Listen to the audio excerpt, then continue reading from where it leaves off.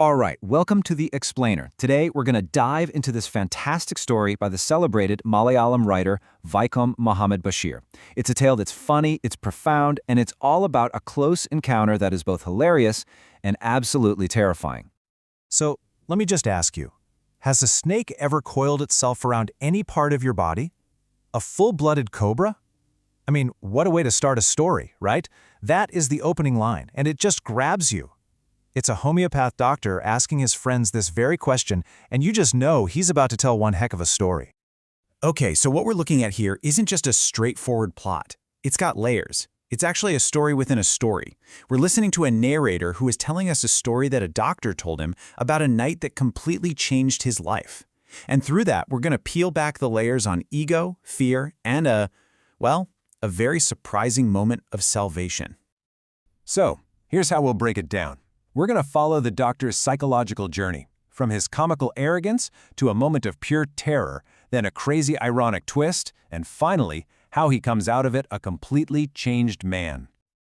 All right, first up, the man in the mirror. Let's get to know our main guy before things get, complicated. He doesn't have a lot of money, but man, he has a ton of self-confidence. So here's the deal with our protagonist. He's a young homeopathic doctor, just starting his practice, and his earnings are meager. We're talking about 60 rupees. He's living in this small rented room with no electricity, and to top it all off, it's infested with rats. So his circumstances are incredibly humble, but his opinion of himself? Oh, it's anything but. So instead of worrying about the rats or the lack of money, what's he doing? He's sitting in front of a big mirror, completely obsessed with his appearance. He feels that because he's a doctor, and an unmarried one at that, he has this duty to look handsome, to make sure people notice him. And check this out. While he's busy admiring himself, he makes what he sarcastically calls 2 earth-shaking decisions. What are they? First, shave every single day and grow a thin mustache. Second, always keep an attractive smile on his face. And why? To look more handsome, of course. You can really see where his priorities are, right? And it gets even better. His plans for the future? He wants to marry a woman doctor who has a lot of money. But here's the kicker. He specifies that she has to be fat. And the reason? So that if he ever makes a mistake and needs to run for it, she won't be able to catch him. I mean, you can't make this up. It just brilliantly shows how vain and just plain foolish she is. Okay, so now the mood is about to change big time. We're moving into the part with the uninvited guest. The doctor's been lost in his little daydreams, hearing the usual sounds of rats, but then something different happens. He hears this dull thud, like a rubber tube hitting the floor. He's so wrapped up in his own thoughts that he almost ignores it. Probably just another rat, right? But for some reason, he turns around to look. And boom, just like that, the second he turns, a fat snake slithers over the back of his chair and lands right on his shoulder.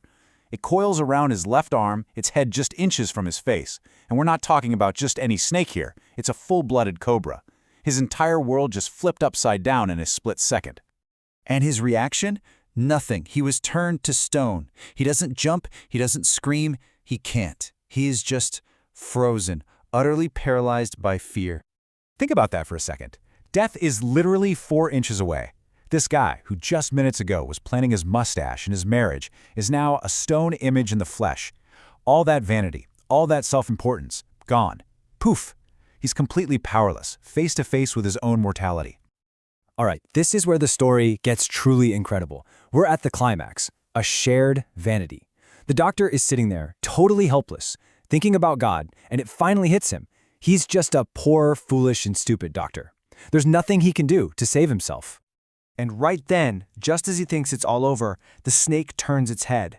It happens right after he has this moment of humility where he actually smiles a little at how foolish he's been. It's like in that one instant of self-awareness, his fate completely changes.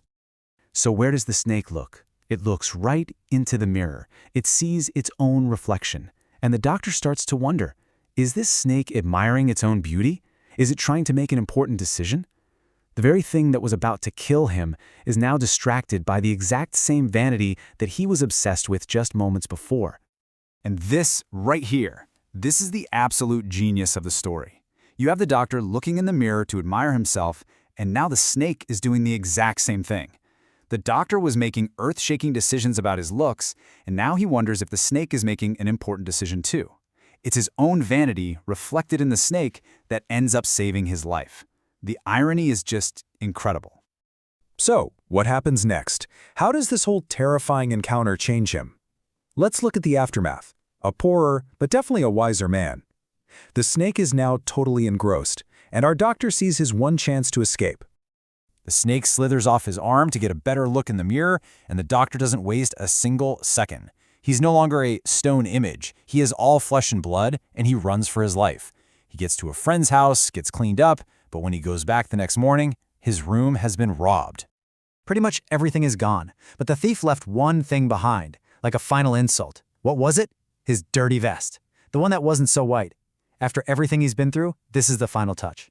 He's lost everything, including his pride, and he's left with this one sorry piece of clothing.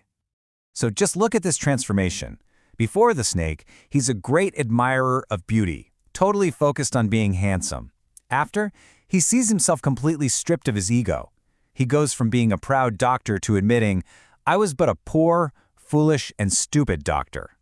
That near-death experience, plus the final insult from the thief, completely humbled him.